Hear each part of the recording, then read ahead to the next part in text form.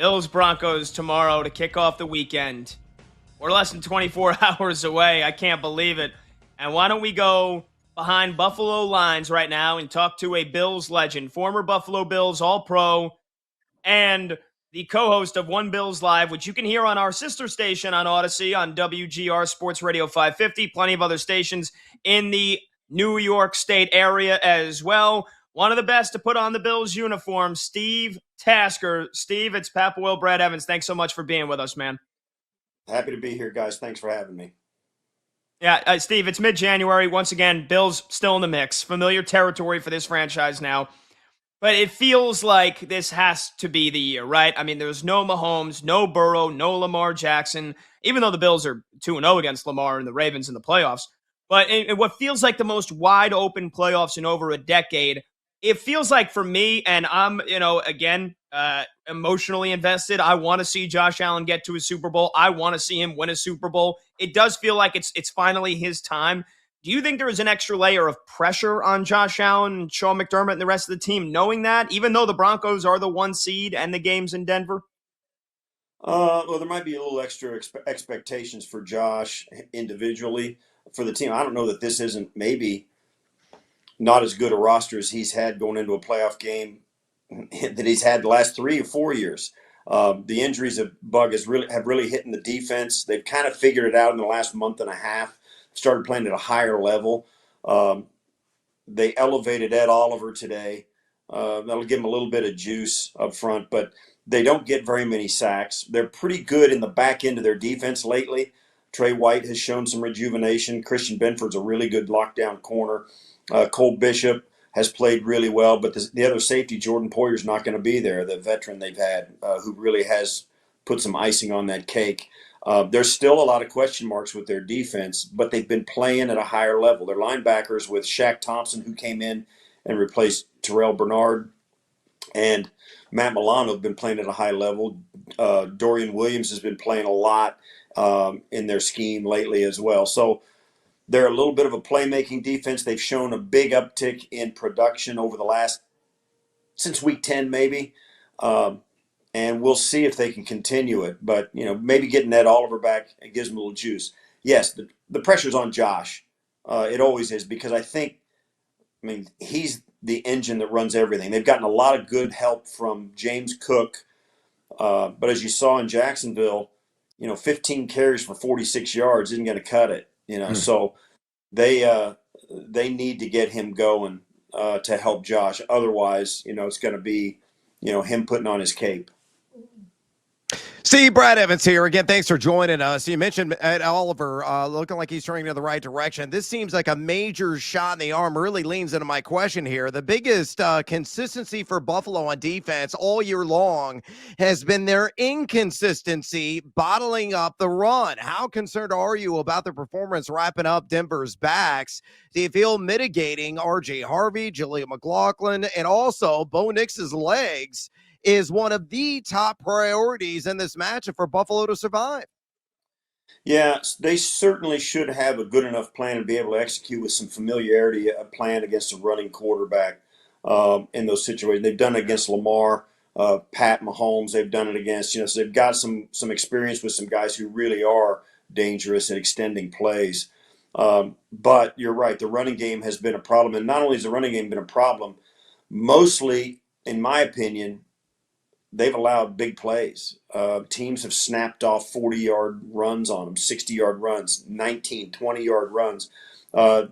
It's been a problem. They've been pretty good at times, but the inconsistency, it's fine. You're giving up 25 carries for 180 yards, and he gave up a 60-yarder and an 80-yarder, right? So it's that kind of year for them. If they can stay away from letting guys get out of the corral, they'll be a lot better. But those runs count, and they have been inconsistent enough to see 1 or 2 of those a game, and it puts them in a bad spot. Their run defense has been an issue, and that's been a lot of it's been because of the injuries.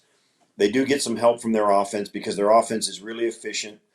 They lead the league, or are very high in the league in rankings in time of possession. So the other team really, sooner or later, late in games, teams have to go away from the run for clock management and to get some points so they can get another possession. The possessions start to become an issue late in these games because the Bills do score.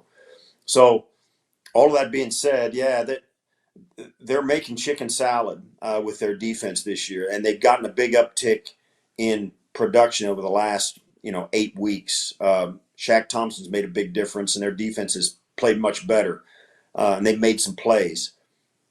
But it was rough sledding in the first half of the season. Yeah, no doubt about it. Hopefully going to be able to tighten up. Having Ed Oliver back is a major upgrade on that defensive line, to say the least. Steve, Josh Allen played his college ball up the road in Laramie at Wyoming. Everyone makes a big deal about elevation impacting teams from low altitudes. Do you believe Allen's previous experience at altitude really gives the Bills a significant advantage?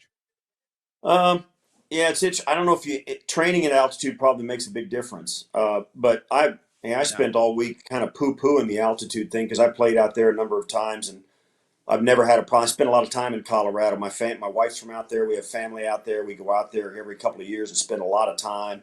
And it's never really bothered me climbing mountain, doing all that stuff, and it never bothered me as a player at all. But then we had Thurman Thomas on our radio show, our daily show, and he's like, "Yeah, it bothered me really much, a whole bunch."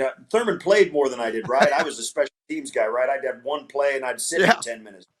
So I think, and from my experience, being a guy from Western Kansas, and we spent a lot of time out there, it's highly individualized. You'll have some guys on this Bills roster who'll go in there and they'll be like, "Man, I can't get over it, man. This roster is really bothering me."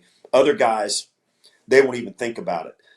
You don't know who those guys are going to be until it happens. So if it's your go-to guy, and he can't go or is being hampered by his inability to get oxygen, it's a problem. Football's made a little different though. It's an anaerobic sport. You explode and then you stop and you rest. You walk back, you huddle up, you get a couple of seconds to catch your breath, and you go back out, right? Plus, between series, you get to sit down, take some oxygen, get your feet back under you that way as well. So later in the game, maybe that'll be an issue, or maybe when you start with the in the front of the game where you got an adrenaline spike and your adrenaline kicks in, you may have some guys sucking wind more so than normal. I don't know that you can pin the altitude on the winner loser of this game. Worth being said, the Broncos only one loss at home this year, and it was to the Jacksonville Jaguars, who the Bills took out last week. Talking with Steve Tasker here, Bills legend on BetMGM tonight. Brad Evans, Pat Boyle, Westwood One Sports. Steve, also the co-host of One Bills Live, which you can hear amongst many other stations on our Odyssey sister station, WGR Sports Radio 550 in Buffalo, and he'll be doing the post-game show tomorrow for the Buffalo Bills. Steve, it's the obvious question, but it begs asking. If the Bills are going to enter the Mile High City this weekend and walk away with the win, somebody other than Josh Allen has to step up. Last week, it was Khalil Shakir on offense, all 12 targets. He caught them all. Shaq Thompson and Cole Bishop on defense with the 2 interceptions. What do you think, or who do you predict to step up tomorrow other than Josh Allen? Well, I think it's going to be a little bit of what you alluded to. It's not going to be just one guy. Josh is the best player in the tournament in both conferences, in my opinion. So it's going to take, like last week, it took Khalil Shakir, it took Tre'Davious White 3 PBUs. It took 2 batted passes at the line of scrimmage by different guys. It took a tipped interception to get it. It took another interception from Shaq Thompson. It's going to take contributions from the guys, not just Josh. Look, certainly Khalil Shakir had a great day last week and was huge. I think Dalton Kincaid could be a big part of this. The tight ends, the linebackers, and the secondary have been a little bit susceptible to tight end production this year. They've given up 95 catches and over 1,000 yards to tight ends this year. The Bills have some really good tight ends in their room. Dawson Knox, Dalton Kincaid, and Jackson Hawes come out, and Jackson Hawes' ability to block and be an elite run blocker as a tight end as a rookie has really let the Bills take Alec Anderson, that 6th offensive lineman here in the wild card game against Denver, played 28 snaps as a 6th offensive lineman. He doesn't see that anymore. Hawes has taken that place, and now they're more dangerous throwing the football out of the 3 tight end set than they were with 2 tight ends and the extra offensive lineman. So they've evolved away from that a little bit, and they're a little more versatile out of their heavy people. So it's going to take all of those guys. Certainly, Josh is going to show up. He's got that trait like Pat Mahomes. He's got that trait like all the great ones did. Joe Montana's of the world. All those great elite clutch time throwers and players. Josh is like them. He rises up and loves the moment. He wants the ball, and he comes through for his team. He's got to have somebody to get the ball to, though.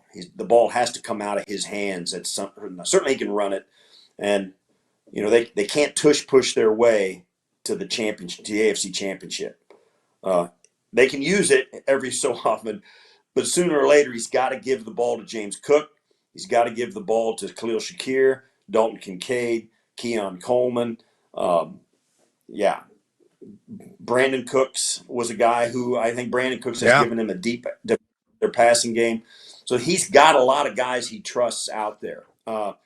Losing Terrell Shavers and Gabe Davis last week, the passing game won't suffer, but the vibe of that locker room will suffer, and maybe some of the nitty-gritty dirt that goes on, some of the nuts and bolts of their offense are going to have to change. Those two guys played a lot of snaps.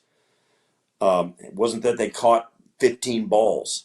They caught less than a handful of balls, but they're on the field all the time, and they need those guys out there. They're going to have to find a way to fill that void because those guys took a lot of snaps. Keon Coleman has not taken a lot of snaps this year in any game. He's played in a lot of games, but has also been healthy scratch. Brandon Cooks hasn't been here that long.